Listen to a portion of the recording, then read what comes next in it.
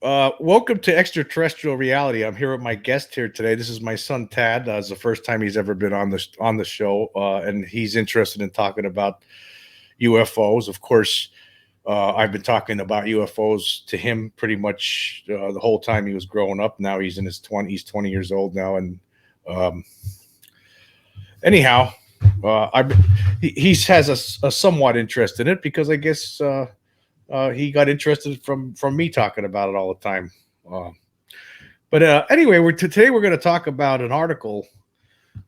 It's the Pascagoula abduction from 1973, and this involved two men were fishing on the Pascagoula River in Mississippi in 1973. Calvin Parker and Charles Hickson, and they were abducted by aliens, and uh, pretty much given a once over. These guys were out fishing, and they saw some aliens, from what I understand. So that's the basic gist of the story. Well, the basic gist of the story was not. I mean, not only did they see aliens, but they were actually abducted. I mean, okay, here's the deal. It was actually the first day on the job for this one guy. Calvin Parker was only 19 years old. Charles Hickson was in his 40s, and Calvin Parker got this job with his buddy, and he at the after work was over that night. I mean, they went fishing on the river, and next thing you know, a saucer shows up, and both men are getting dragged in the saucer by these robot type beings. And next thing you know, they're being examined by these beings. Now, Parker really didn't talk much about this over all these years. Like, I guess he wanted to, like, he was embarrassed, people would, say stuff to him. So, but he did talk about it in recent years. He's an older guy now. And here there was an article, and it was in this website. It's called Country Roads. I will leave the link for it. And it was a very, very interesting article. It was written by Alexandra Kennan. And from September 21st, 2021. And it's called The Pascagoula Abduction. Nearly 50 years after becoming one of the most credible alien abductees in history, Calvin Parker shares his story. For 46 years, I kept it a secret. I didn't even tell my wife about it, Calvin Parker told me in his thick Mississippi accent, referring to the evening of October 11th, 1973. That evening, Parker was fishing on the Pascagoula River with his friend Charles Hickson. It was his first day on the job at F.B. Walker and Sons shipyard, a job Hickson had helped him to get. He was 19 years old, his wedding a month away, with aspirations to live a simple life. I wanted to get married, wanted to have children, wanted to have grandchildren, wanted to buy a house, retire, and fish, said Parker, now 67, over the phone from the back porch of his current home in Moss Point, Mississippi. So the retiring and fishing has come about, but it was a long battle to get there. Pascagoula native Rebecca Davis distinctly remembers Parker and Hickson's story first breaking when he was 12 years old. I was at a friend's house, and, we live in the Bible Belt. I asked my friend's dad why he was putting aluminum foil in the windows, Davis recalled over the phone. He told me it was to keep the aliens from getting to our brains. When Davis got home, she immediately asked her parents and grandparents about the aliens.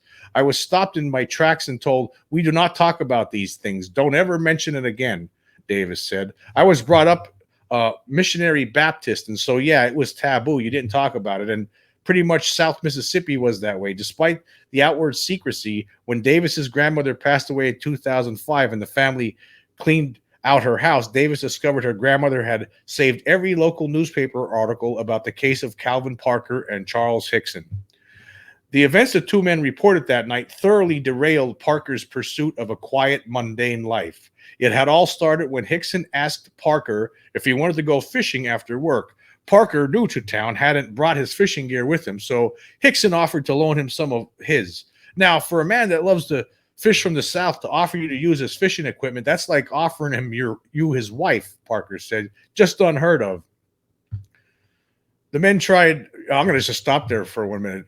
So wait a minute. So in the South, I don't know if I believe this. In the South, if we're going fishing, right, and you don't have any fishing rod on you, right, you're telling me that if I have an extra fishing rod here, that that's like offering your wife. I don't know about that.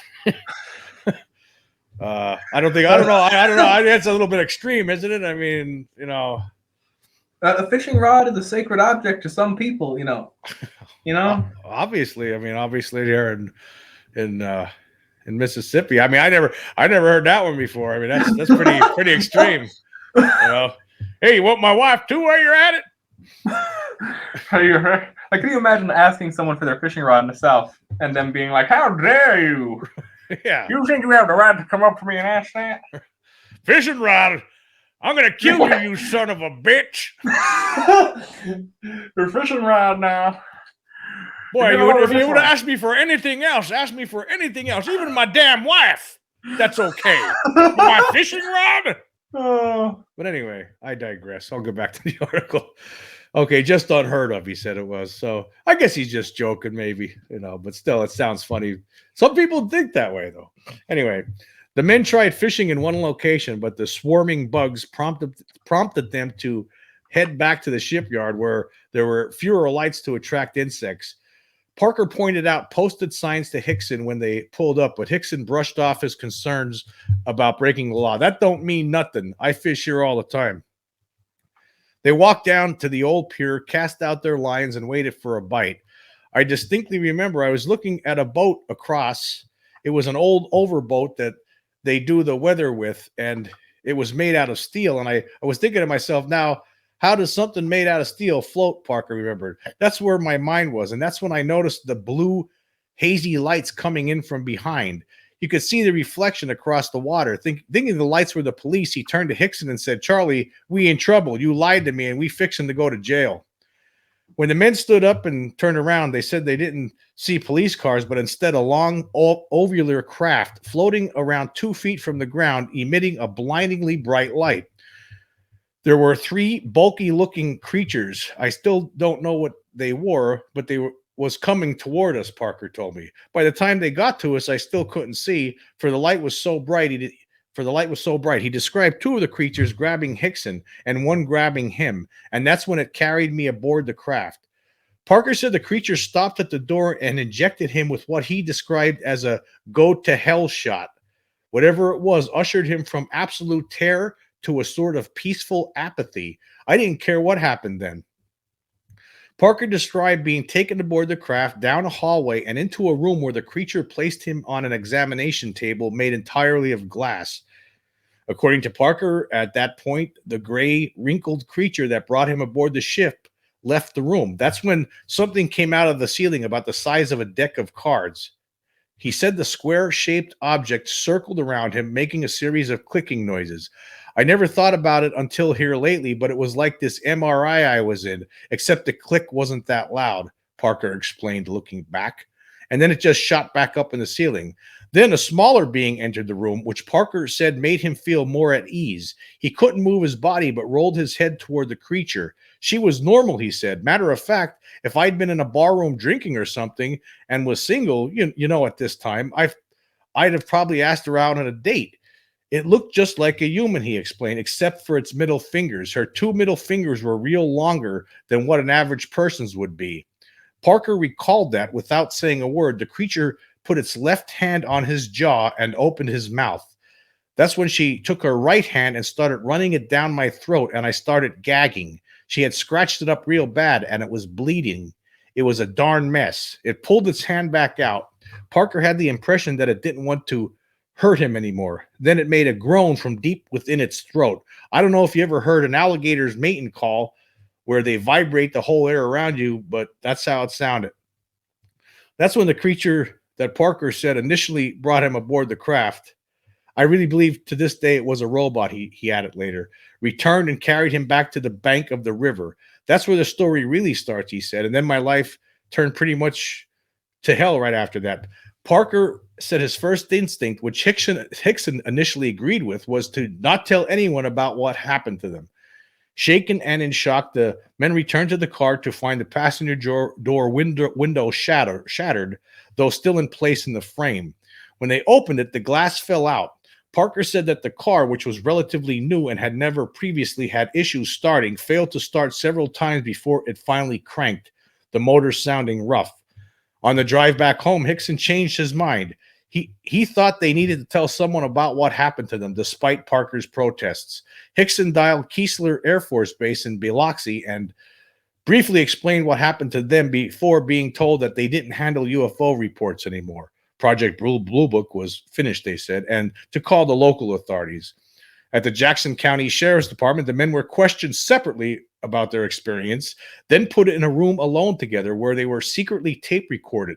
On that tape, you will they were still talking about what happened to them and how scared they were, said Philip Mantle, a researcher with over 40 years of experience studying UFOs. I think Calvin's almost praying at one time. Parker said that after the deputies listened to the secret tape recording, which he and Hickson didn't learn existed until much later, they took them more seriously. Parker urged the authorities not to tell anyone about what he and Hickson reported. I wasn't going to tell a soul, he emphasized. But when we got back to the shipyard the next day, they already knew. When they got to work, F.B. Walker and Son Shipyard was swarmed by news vans. Parker estimated that around 200 reporters were there hoping to talk to him and Hickson. Yeah, there was a lot of people that showed up after that. And I'm not going to read the entire story, but I will leave the link. The link will be in the description for people to read it. But I would say that this this is a credible abduction story. It always has been. It's always been one of the best known ones. I mean, why would these two guys lie about something like this? I just don't. I just can't see it. I mean, this guy pretty much kept quiet about it his whole life. He's only talking about it now. He's older, and he's actually. I've read other articles where he was actually upset a little bit that it took the government so long to actually start talking about UFOs again. But I think that they're telling the truth. I think that him and this other guy now, Mr. Hickson, has already passed. He's passed away. But Calvin Parker's still there, and he's still, this is a story that he told back in '73. Now he pretty much kept quiet about it all these years, but now he's talking about it. I've seen him on TV too recently in a recent interview, and I just think it's an amazing story. And what were they doing? I mean, it was some sort of an examination. I don't know. What do you think? There's a bunch of, with any alien abduction story like that, there's a whole bunch of different questions to ponder, different things. I can go into something specific. What do I think they were doing on the ship, for instance? I mean, he said he said that it reminded him of a modern day MRE machine. What are they called? MRE machine? MRAs? Yeah. So it's probably like they saw it, like they said, some sort of medical investigation. If this whole story is real, these were aliens. I would guess probably either trying to collect data on the human body as humans would on other creatures or other humans, or possibly I don't know. It's possible that they could have been healing the guy from some sort of illness that he never knew that he had, or something. It's anything. I mean, it's speculation. Yeah, it's all. Yeah. It's I think what it seems like to me, what was going on is that they were taking. She was scratching up his back of his throat, trying to get some DNA samples. Maybe something to use in their hybridization who knows what they're doing.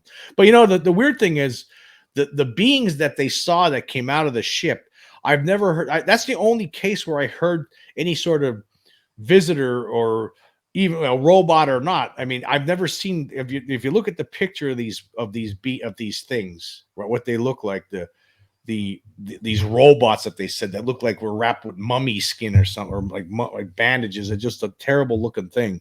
And they floated out of the ship. Basically, they floated, and then you just grabbed them. I mean, so basically, what happens here? Okay, you're standing on the shore fishing on a river, right? On a pier, right? You're standing there. Imagine this: you see this light coming toward you, and then it lands right behind you, but it's not even touching the ground. It's a couple of feet floating above the ground. All of a sudden, a hatch opens up. 3 robot type floating things come out with pincers. The things had pincers for hands. So these kind of things come flown out and grab you. You can't even think straight. Now, next thing you know, you're getting dragged into a spaceship. You're getting laid on a table. You're getting examined by, apparent alien beings. I mean, I don't know that's a tough. I mean, I don't know if I was those guys, I understand like why it would be hard to talk about that. Like, it would be hard to tell people about especially 1973. I mean, I don't know. You want to tell somebody this? I could understand why they wanted to keep it quiet. I mean, it sounds outrageous, but I mean, why would they lie? There's no why would you want to put yourself in that position? I just don't see why they would. But a lot of people say that they made it up because they don't have any other excuse. Well, now hold on. Now it is. I mean, to be fair, I mean to say that they made it up. I mean, even if you believe in aliens, I mean, like what is the sort of evidence that they have other than like? I mean, I hate to say this, I'm not a skeptic or anything, but what sort of evidence do they have for this particular alien abduction other than both of their reports of it are were close enough to similar, you know what I mean? Well, I mean, I guess the proof of this whole case, what made this case fascinating, is that they went to the cops, they told them what happened separately. The stories pretty much jive. So then the cops put them into a side room, and those 2 guys didn't realize that there was a secret tape recorder in there recording them. And the whole time, both of them were like, "Oh my God, I can't believe this happened. Oh my God, I never thought I'd see so." I mean, audibly, you could tell that these people were really upset and really believed that what just happened to them was real.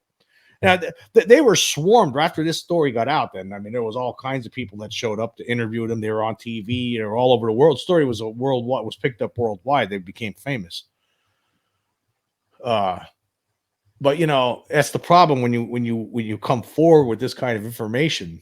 I mean, it's like in 1994 when me and my buddy Scott were fishing and we saw the UFO. Scott's first inclination was, "I'm not telling anybody. I'm not saying." Like I said, after it was all over and we got out of there, we were sitting in a coffee shop, and I said to Scott, I said, "Scott, that was a UFO." He said, "I'm not telling anybody. I'm not saying anything." That was his first concern, because of the stigma and how people would look at you. And of course, I've talked about it. That's always a very depressing aspect to me of like UFO abduction stories. Like it's always very upsetting to people have I had a mystical experience where I literally saw aliens, but other people would find that weird. So I'm just gonna never mention it. Well, yeah. Well, it's like, I mean, Well, I think now. Well, of course, that time when I was fishing, when I was there, that was an abduction, but it was just seeing a UFO up close, but seeing one, and that was, still. I mean, if we went to the police and put it in the newspaper, which we never went in. We just, I told people about it. I mean, but we never contacted the newspapers. And, "Hey, we won't believe what we saw." We didn't go that far. I mean, it's hard to prove. Some people are going to say you're nuts. Some people will believe you.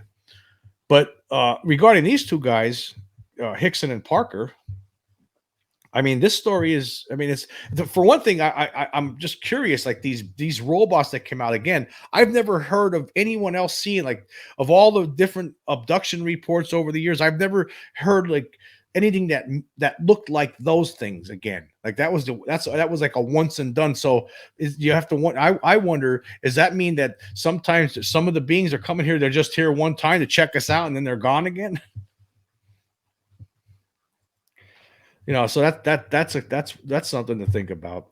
But I mean, I guess the other thing is this whole thing, like when people will make fun of something like this, people would think, "Oh, this is too crazy. It's too fast." Like they hear a story like this and they just can't believe it on its face because they just don't believe in aliens. So that's already like they can't believe it just because they just can't believe in alien visitors. But really, what's so fantastic about alien visitors? I mean, I don't see what possibly You know, what's so fantastic about it? I mean, really, why does that seem so far fetched when really this whole life that we're in right now is it's pretty far fetched to me. The whole You're right. thing. So You're on why something would there. that be surprising? No, you're right. You know, like people always ask, you know, is there life on other planets? You know, but just as crazy a question is there life on planet Earth? You know what I mean? Yeah, yeah, and there is, and we look at it; it's teeming with life. I mean, there's human beings. I mean, there's all these animals and fish and birds. I mean, you know, vegetation, plant life. I mean, all kinds of life. You know, microscopic life to you know to elephants. I mean, we got everything to great whites to whales. I mean, from the smallest to the you name it, we got it. So why is it so crazy to think that with all those other stars out there that have all those other planets floating around them, billions, trillions, you know, why is that so fantastic when someone says, yeah, you know, last night I was fishing and next thing you know, this round spaceship showed up, alien beings got out of it, dragged me into a craft and did experiments on me and threw me back on the beach and then took off. Why is that? Like, why do when people hear that kind of thing, why does that sound so crazy to them? I don't get that. I guess I'm confused at that part. Well, Like maybe I'm different though. there's an old saying. There is an old saying. I forget exactly how it goes, but it goes something like, "Great claims require great evidence," or Yeah. "Outstanding claims require outstanding evidence." Yes. Yeah. Now, listen. I believe firmly in aliens, as you know. I do. However, I can also understand the skepticism that a person could have regarding it. You know, a person may just want to withhold judgment on that sort of thing before they're either completely confirmed or unconfirmed, you know, or discredited. You know what I mean? And some people are just like that. And another thing I will say about this particular case in specific, there isn't necessarily, from what I see, like if you believe everything that they say and they're right about everything, or they're telling the truth and all that, there's still no necessarily reason to believe that these are aliens. I mean, it could be any number of other things other than necessarily aliens. It could be government robots. I mean, I know that's a bit far fetched in its own way, but hey, no, I'm serious. You know, Hey, it could be government robots. You know, okay. It might be time travelers of some sort. It might be humans from the future, future generations coming to get. You know, maybe they need past past human DNA for something in the future, like they ran out. I don't know. Well, there's all different theories. I mean, like, a lot of people say, you know, I always say extraterrestrials until, I mean, here's why, and I'm sticking with extraterrestrials. Now, if somebody comes forward, somebody in the government finally says, you know what, yeah, there are visitors here, but they're not extraterrestrial. They're ultra terrestrial or they're interdimensional beings, you know, whatever. Well, yeah. Okay, I'll look. Okay, oh, okay, I was wrong about that part. All I'm saying is I know there's something here. Whether they're as far as we're concerned, they're extraterrestrial because we're not seeing them all the time, right? They're completely foreign to this planet as far as we can tell. I mean, they do have the ability to be in space. I mean, they've been seen in space. These craft, there have been UFO reports, you know, around the moon and in space. And obviously, these beings, whoever they are, have the ability to go deeper in space than we do. So, okay, but I mean, it could be beings that live under the ocean. I don't know. Yeah, it could be subterranean entities, and that's not as far fetched. I think as it seems. I think that this is a little bit off the main topic, but and you know these sorts of alien abduction things are not. You know, like I said, they're not necessarily aliens. They could be. It is possible that on Earth, there is a more intelligent than human species that we just have yet to discover, because it lives in some sort of environment that we don't go in, like maybe Antarctica or underground or the ocean. That's very possible. That's very possible. I don't know. I don't know but I don't see it. What's wrong with just sticking with extraterrestrial for now until we get the rest of the facts. Let's not make it too confusing for everybody. But I mean, because we're trying to talk to people here. Yeah, I think there's alien beings coming. And next, you know, well, you know, and then you have somebody else on the other. Well, you know, it could be interdimensional. You know, and then the people you're trying to convince of this reality are like, oh God, now what an interdimensional. Woo-hoo. Well, no, you're right about that. Okay, you're right. It's fair Which is, enough to say, I mean, there's other dimensions. Like there's scientists that say there could be multiple, other planes that we can't even see, other dimensions, fifth, sixth, seventh, eighth. I mean, and you wouldn't be able to see them because we're living in this three-dimensional or fourth dimensional, if you want to throw in time. well, now wait, hold on, now wait. I'm not sure if time is necessarily.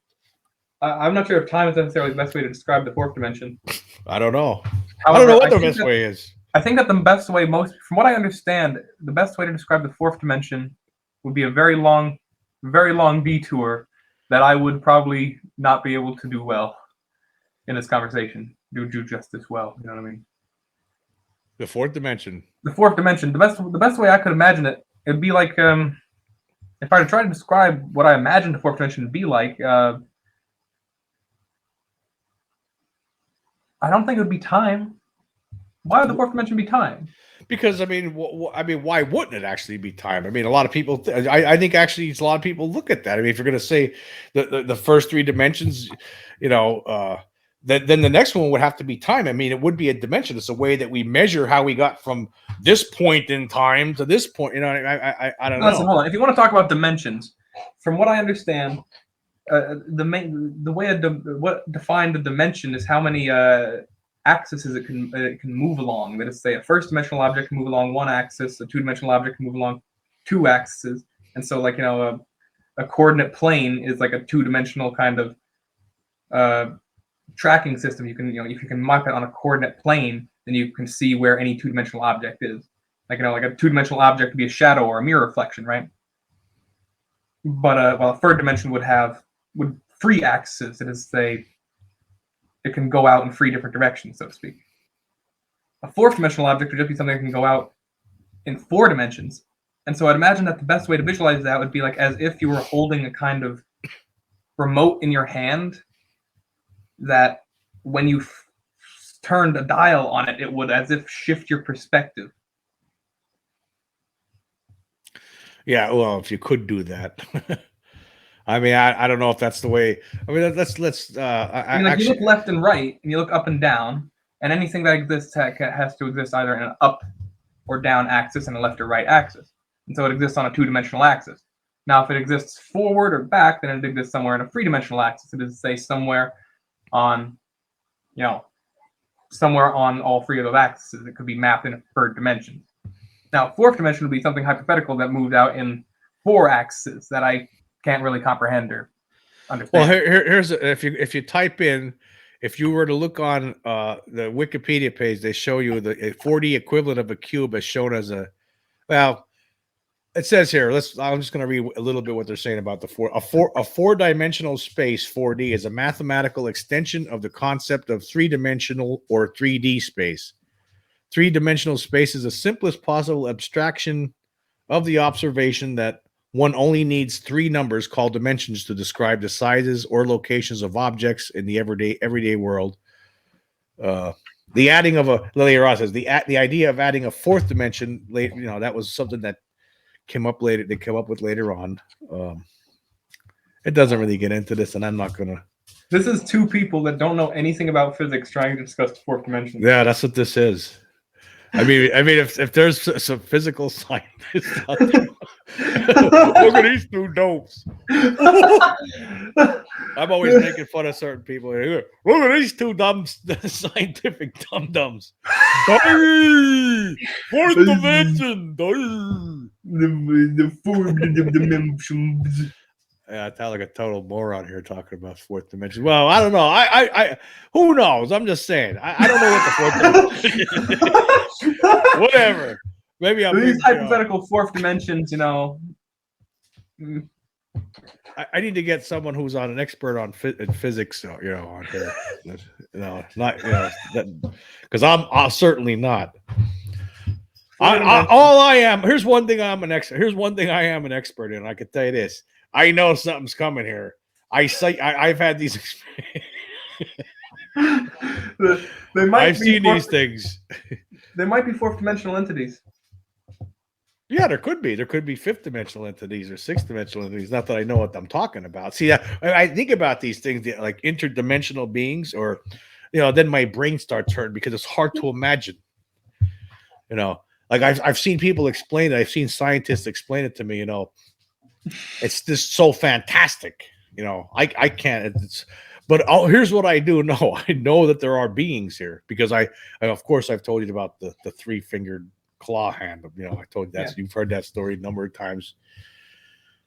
Of course, the 1994 thing, and of course the disappearing dog. I'm not going to get into that right here, but that's how I know. That's all and so I know because of those things. Like I know, I was like, oh, so I feel like I'm somewhat qualified to talk to discuss these things, being that I know. I know. I don't think you've never seen anything. You didn't tell me. I've had mystical experiences, not necessarily as not like yours, not necessarily as big as important as yours, but I've had mystical experiences, some small minor ones. Mystical experience. Yeah, well, mystical experience. This wasn't mystical. I mean, this wasn't like I was like somewhere. Okay, I'm sorry. I use that term. Well, no, I use that term for everything. You see an alien, you see a ghost, you see Bigfoot. That's a mystical experience in my mind. I guess okay. I never saw Bigfoot, but I did meet somebody that saw Bigfoot, and I believe this story too. I think I've showed you that spot, actually. That spot where that guy saw Bigfoot. We went to that walk. You did. Yeah.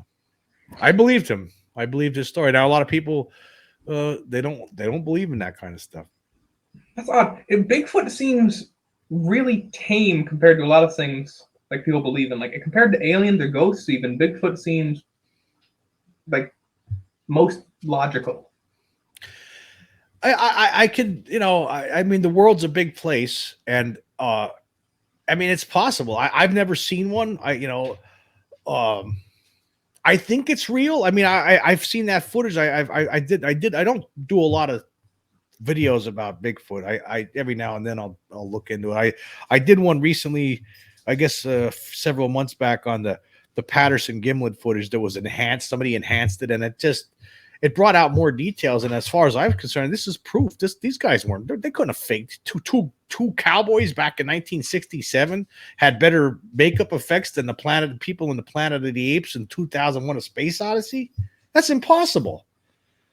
I mean, this thing it was real. I mean, you could see. I mean, close up, enhanced version. More detail of the legs and the movement in the back. I mean, you could see the muscles moving in the neck.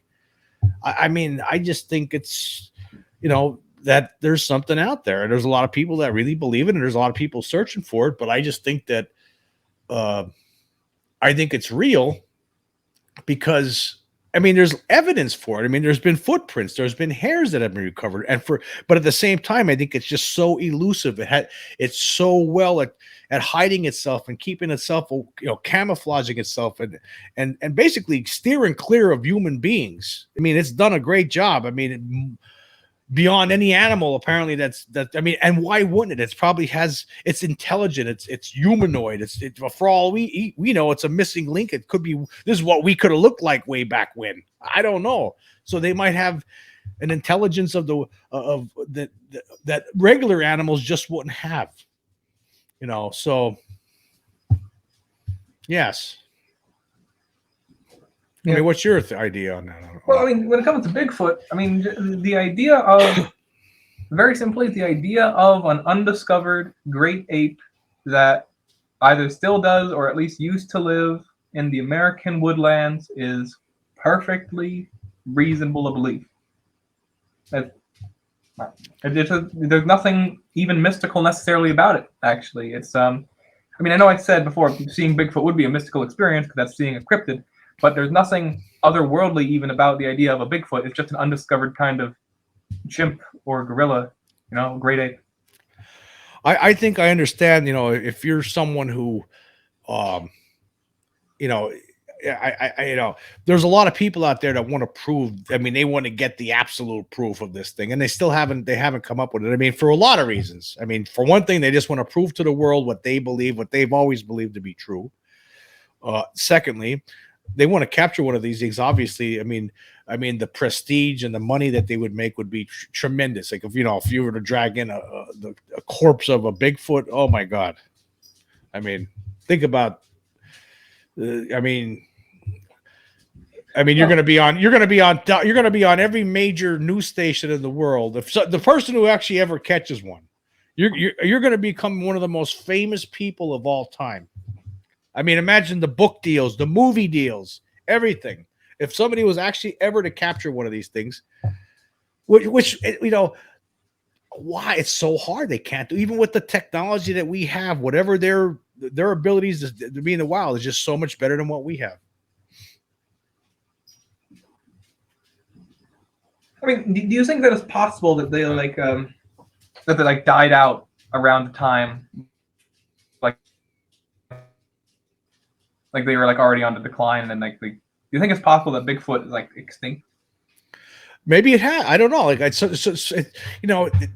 People still hear noises, though. They still. I mean, from some of the things I've seen, there's a lot of people that still, hear things. They hear noises, and I just don't. I don't know. I don't think so because they're still finding proof. I don't know. Who knows? I just mean there hasn't been necessarily any proof as good as the Patterson-Gimlin footage, has there? Ever? Before or since? I don't think so. No, I don't think there's ever been any proof as good as the Patterson-Gimlin footage. As far as I'm concerned, I think the Patterson-Gimlin footage is the best evidence because, again, I just can't see two cowboys back in 1967 finding a better, coming up with a monkey suit that surpasses what they were using in movies like 2001 and Planet of the Apes, which came out both that came out in 1968. I mean, you watch those movies, and that's pretty good makeup for the time. But this Bigfoot suit is way better than those things. I mean, it looks real. Yeah. I mean, I don't see how they would be able to do that. They miles and miles out in the wilderness, where they filmed this. I know this is a little off topic, but I didn't know they restored that. When did they restore that? Well, it's not that it's restored. I mean, there's been people that have been doing. Different people have taken that film footage and done all kinds of work on it, enhanced it over the years, stabilized it, and that's what they did. It was a channel, it was a TV show called I can't remember the name of the show right now offhand. But basically they enhanced it, they stabilized it, and it looked better than it ever has before. And it's, to me, it just shows that this is a real being. It couldn't have been, a man couldn't fit in a suit like that and make it move the nose. And it's a female creature too. You could see the breast hanging off the thing. I mean, again, I just don't see two cowboys coming up and being able to pull off a hoax like that. Patterson, who died in the early 70s, he went to his grave saying, no, it was real. And the other guy, same thing. He's still alive, and he says, yeah, that's not fake. That's what we saw that day. Bob Gimlin, he's still around, and he says, yes, it's real. But okay, I'm going to move on. So I guess you yourself, you haven't at this point. I don't know. You could live your whole life, Tad, and you won't see anything. Bigfoot, UFO. I think actually there's more evidence out there of alien visitors than there is of Bigfoot. Actually, really? That's my. I think it's, yeah. I mean, obviously, I mean, hundreds of thousands of people have seen UFOs. There's just more visual evidence. There's more pictures. I mean, Bigfoot's a very elusive kind of. I mean, it's just more elusive. You just don't. There's not a lot of video and pictures out there, and a lot of times it's hoaxes. It's hoaxes. I've seen a lot. Put it this way, I've seen a lot more Bigfoot hoaxes than actual Bigfoot images. Well, okay. Well, yeah, that's true. But that's true of any sort of cryptid like that. Any sort of. That's true of ghosts. That's true of Mothman. That's true of. I can go on. That's true of it's true of a lot of things, but I guess you're right. But I will say this: don't you think that Bigfoot, as a claim, is less? I don't know what's the word. Grandiose to claim. Grandiose to claim. Grandiose, whatever. You think Bigfoot's less of a grandiose claim than UFOs? Well, yeah, just because the idea of the idea of a great ape that somehow just went undiscovered is not a huge, major thing. Like, if Bigfoot was discovered, it wouldn't even necessarily change the scientific landscape too much. You know, if aliens were discovered, that would change probably everything about human life. Yeah. Oh, yeah. But if Bigfoot was discovered, that would probably just have a big cultural shift. But aside from that, what do we learn? We learn a little bit more about great apes, monkeys, and chimps, and that sort of thing. Maybe find missing links. It's funny that you're saying this. A few months back, there was one of my followers, which I don't have a lot right now on YouTube. One of my followers said, like, I did a video on Bigfoot, and he said, "Oh, that's that. I'm out of here now. That's enough." Like, in his mind, Bigfoot is completely foolish and ridiculous, but UFOs and the topic of flying saucers and alien visitors is not. But to him, like, some people who like UFOs are they think the idea of Bigfoot is completely ridiculous. And actually, I tried to point out to the guy that, there was a lot of cases throughout the years actually involving UFOs, aliens, and Bigfoot. In fact, in Pennsylvania, where we are right now, back in the 70s, there was a whole bunch of different weird reports out there in Western Pennsylvania where the people have multiple different cases where people saw flying saucer, Bigfoot creatures walking near a flying saucer, and then flying saucers taking off. Just weird stuff. And not just here, but not just here in Pennsylvania, but there's been other cases too. There was, some guys ran into some out in the desert and on the West Coast there in the Mojave Desert. Or I just read a lot of different stories. Where I was like, why would anybody make something this so fantastic up in the first place? And these were normal people talking to, telling local newspapers, this is what happened. So there could be some sort of connection actually there between Bigfoot and these alien visitors. Maybe the alien visitors are maybe they're using them as slaves or something, or maybe they're kidnapping them just like they kidnap us, or who knows? I don't know. They're saving the Bigfoots away from the horrors of the human race. Maybe that's what's going on. They're preserving the Bigfoots. Maybe the Bigfoot is the last evidence, the last trace of the way we used to be left on the planet, and they're completely protected. Maybe that's what's going on here. These beings, right? This is all a big giant conspiracy to protect the Bigfoot from us, to keep it hidden from us. And so they're watching the Bigfoot at all times. There's 24/7 security, alien security details hovering over the Bigfoot as they, watching them constantly, making sure that we don't get anywhere close to them. And when we do, right, that's when we get kidnapped and they make us forget and then send us back. Who knows? I don't know. I mean, that's definitely possible. I don't want to say definitely possible, but what's a good word for it? I like that sort of line of thinking. Oh, I don't know. I see. Here's the problem: when you know something's going on, but you have you don't have any scientists here to tell you, to fill you in with the rest of the blanks, or when you have your government pretending like, oh, it's not real, we don't know, playing games. This is what you get. You get all this wild speculation because that's all you could do, because we don't have the answers, right? So, and this is more in line with I don't think the government has anything to do with Bigfoot. I don't think they care. There's no conspiracy by the government, or ever what was there, right? To keep Bigfoot secret. Well, I don't know about that. I don't. Why? Okay, give me a reason why. It would generate too big a cultural shift. What, the fact of Bigfoot? I don't see that. Think about it. Okay, think about it. If you're the government and you know that Bigfoot exists, and then people discover that Bigfoot exists, it's like that discredits the status quo. They wouldn't like that. I'm just saying, it's possible. I don't know. I think the government. There's reasons though. There would be really no reason. Okay. Oh yeah. Here's another form of some kind of ape/man. I don't see what that's gonna. There might be some religions that might, have, that might feel it must be demons. I don't know. You might have some of that.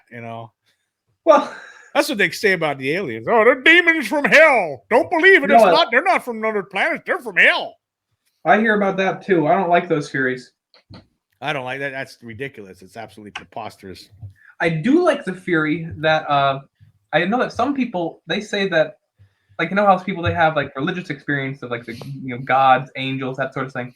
Some people say, well, maybe they're just aliens. Yeah, I like those sorts of ideas and theories. yeah. Well, I mean, as of course, my personal experience, my personal experience back in the late 70s when I was, 8, going on 9 years old, waking up with that hand, of course I was an altar boy, and I thought it was some sort of demon from hell, and I actually believed that. So I actually was one of those people. Actually, imagine that. At one time in my life, I was one of those people. Demons from hell, because that's what I thought it was. I actually did. For like 10 years. I was even afraid to think about it. It's like I didn't want to believe it, but in my mind, it's like, well, there was something there. It had 3 fingers. What the hell else has 3 fingers? It sounds like the devil or a demon to me. And what was that sound that I was hearing? That weird humming sound. So it wasn't until like in the late 80s or something where I saw a documentary about, alien abduction. That's when I started thinking, wait a minute. Now I know what that was. This is a bit of a digression, but that personal experience of yours, that 3 finger thing, the alien. Yeah. I have a personal, really silly theory about that. You say that one day when you were a kid, you had an experience when you saw like an alien for like a hand, at least a 3-fingered hand. I saw the shadow. It was a thin blue blanket. Right. Now, you know how like humans do this to signify peace? What if they were just doing their version of it? I don't know. I don't know if they were doing that.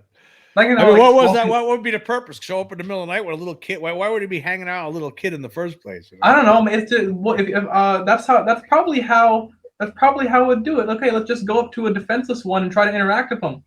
Oh, that's you're gonna be right. I mean, that's what it seems like they do that. I mean, when they show up to a lot of people is usually kids. I mean, there was an incident in Australia in the 60s. There's been other incidents, but the biggest one that we know of is that's 1994 incident in Zimbabwe, the Ariel school incident, where there was 62 school kids during a break. They're outside in broad daylight and a UFO lands. They just made a documentary film about it. There's been lots of documentaries, but there's a new one I didn't get to see it yet. I'm really looking forward to it. But anyway, it lands, a spaceship lands. 62 little kids are seeing this thing, and these 3 beings get out, and one of them's communicating telepathically with these kids, telling them about the environmental dangers, right?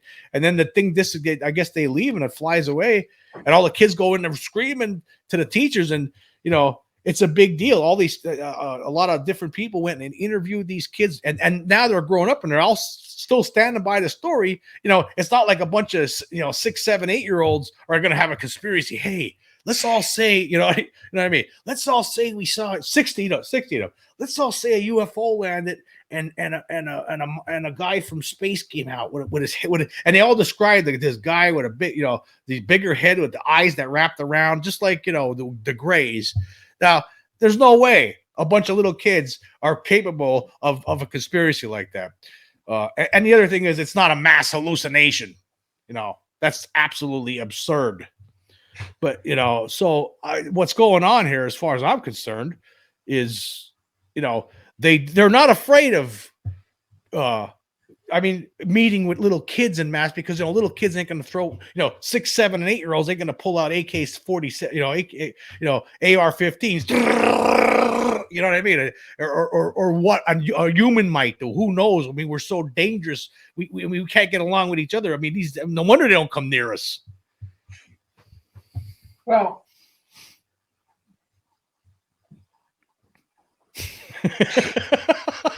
Go ahead. But no, you're right.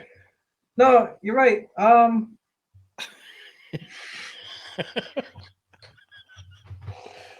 don't necessarily know if aliens find us dangerous. I wouldn't go that far. They still do come around. I can't imagine that they could find us dangerous. I mean, if they're traveling through space, they have to have more advanced technology. Oh, of Though course. I had heard the theory, though, that it's very well possible. In fact, I think I might have actually. I think I just came up with this idea on my own. But basically, what if aliens, they just completely only focused on developing their technology, like since their civilization's conception, on just like actual useful shit. Sorry, actual useful stuff. Sorry. That's okay. Don't worry about it. Actual useful stuff instead of, as we've done, a lot of guns and bombs and nuclear weapons, that sort of thing. What if instead instead of ever developing swords or guns or anything like that, these aliens just went over to developing immortality and teleportation, while we went and digressed into nuclear weaponry and explosives, And so they can teleport over here, but aside from that, if we nuke them, they would just explode. Like, it's not like they have any defense against that. Yeah. It's possible. I don't know. They advance more technology than us, but just no defensive capabilities. I mean, is it possible too? I mean, one of the very strange things about one of the famous abductions was the Betty and Barney Hill abduction. And one of the things that Betty Hill said was that the aliens were surprised at the zipper. That they never saw that. They said, "What's this?" Like, they never saw a zipper before. So you would have to imagine that even though they're more technologically or advanced, far more. I don't know what I'm saying. More advanced than we are technologically, even though that's the case. But there might be some things that they just never even thought of throughout their advancements, or maybe they did think of them and they've forgotten them by this point because they're just so far beyond where we are now. That's something. Well, yeah, that's true. Even of that's true of humans for themselves. Actually, when there's certain cases in humanity's history when we look back and we cannot figure out a certain sort of technology that we used to have. Well, what I'm saying is it possible that maybe aliens never even built a nuclear bomb themselves?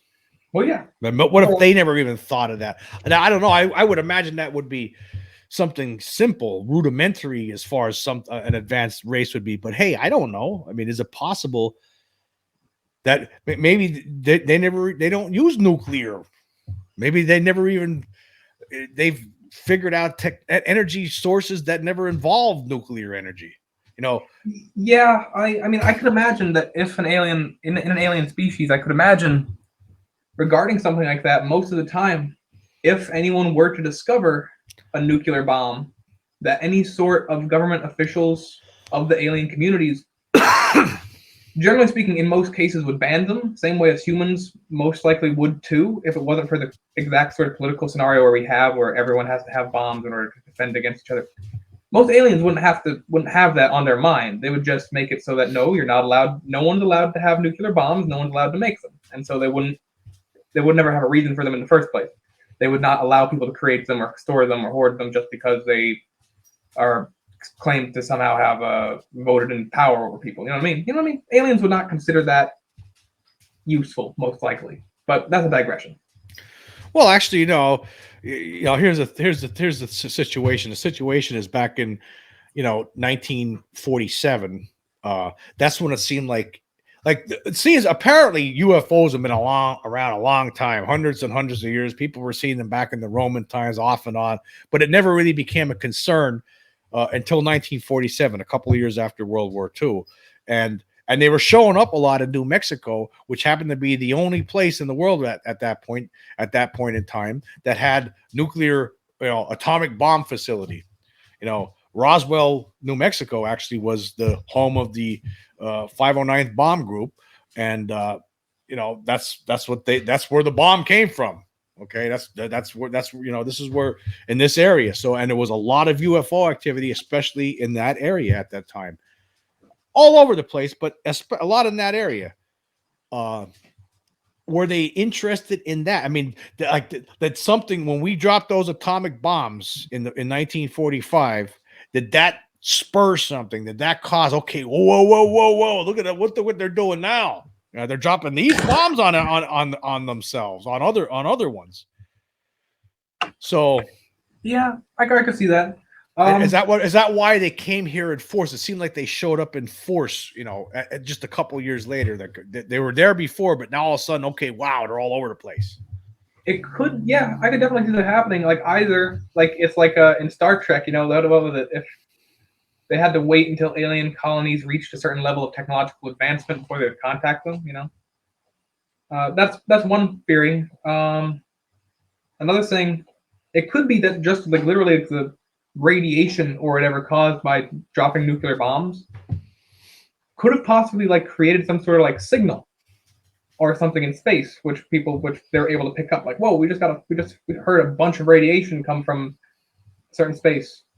You know what I mean? There could have been something that sent off a signal. Like they could have had probes already here on the planet, and when these things start getting detonated, okay, these probes sent off some sort of message into space, and then somehow to where these things are. Or again, they might have already been here too. Radiation. They could have seen like what is this? All this weird radiation suddenly formed. How to know? You know what I mean? I don't know. It's all pure speculation. It is pure speculation. But I guess we're going to end our show here today, Tad. I want to say thank you very much for joining me. It was a fun discussion, and I hope you will join me again sometime. Yes. Okay.